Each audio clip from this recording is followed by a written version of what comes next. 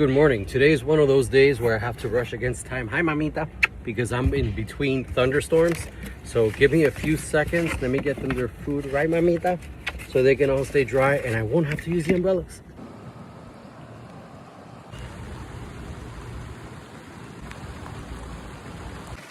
What a day.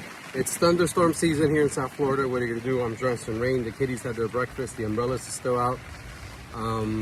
Ernest is under the truck over there eating. I'll show you in a minute. Hold on. There he is, eating under the truck. Even the rain can't stop me from giving these kitties their food.